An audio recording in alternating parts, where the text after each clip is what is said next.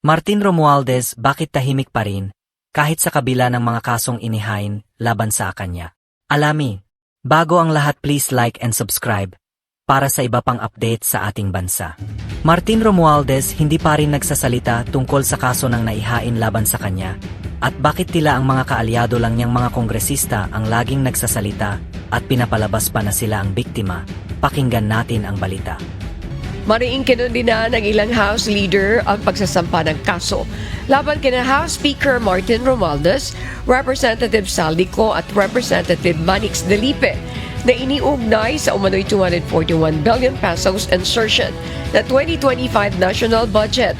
Iginiit ng mga kaalyado ni Romualdez na ang reklamo ay isang diversionary tactic upang ilihis ang atensyon ng publiko mula sa impeachment trial ni VP Sara Duterte.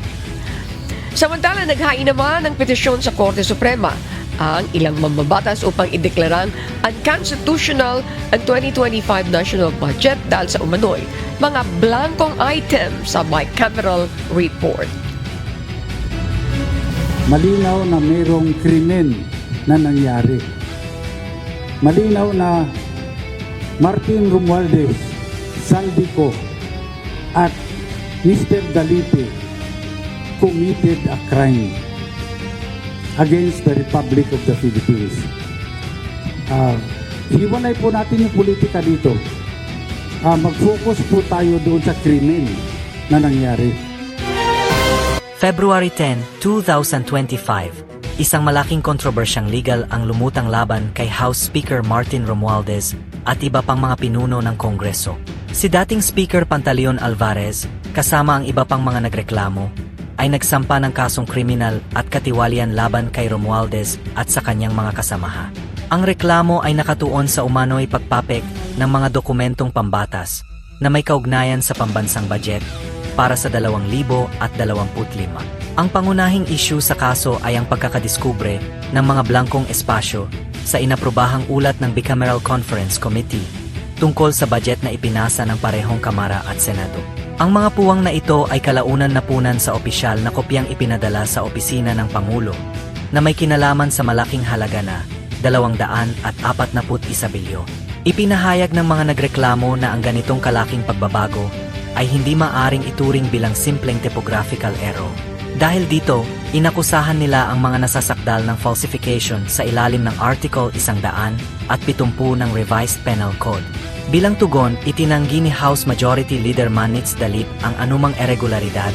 Iginiit niyang isa sa mga pangunahing tungkulin ng Kongreso ang pagpasa ng pambansang budget. Dagdag pa niya, ang mga alegasyon ay bahagi ng isang pampulitikang pag-atak upang siraan ang pamunuan ng Kamara, lalo na pagkatapos ng impeachment ni Pangalawang Pangulo Sara Duterte. Hindi ito ang unang pagkakataon na may kasong legal laban sa isang miyembro ng pamilya Romualdez.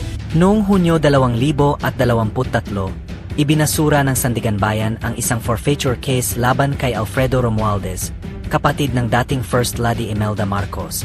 Ang kaso, na isinampa noong 1976, ay may layuning kumpiskahin ang 42 ari-ariang umano'y nakuha sa ilegal na paraan. Subalit, nagdesisyon ang korte na ang sobrang tagal ng kaso, umabot ng 27 taon, ay paglabag sa karapatan ng mga nasasakdal sa mabilisang paglilitis.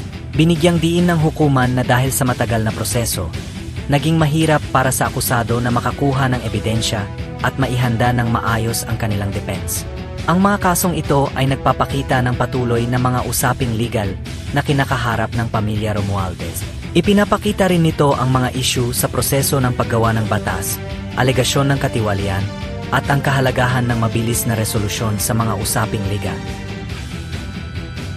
Sa kabilang dako naman, noong Pebrero 6, 2025, ipinahayag ni Senate President Francis Cheese Escudero na ang paglilitis sa impeachment laban kay Pangalawang Pangulo Sara Duterte ay hindi maaring isagawa habang nakabreak ang Kongreso. Ayon kay Escudero, kinakailangan munang manumpa ang mga senador bilang hukom sa impeachment court kapag muling nagbukas ang sesyon ng Kongreso sa Hunyo 2, 2025. Sinabi niya, legally it cannot be done.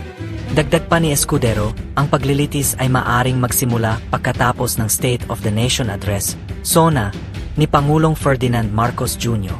Sa Hulyo, inaasahan niyang tatagal ang proseso ng 2 hanggang 3 buwan. Batay sa karanasan noong impeachment trial ni dating Chief Justice Renato Corona. Binigyang diin din niya na hindi niya balak humiling ng special session para mapabilis ang proseso.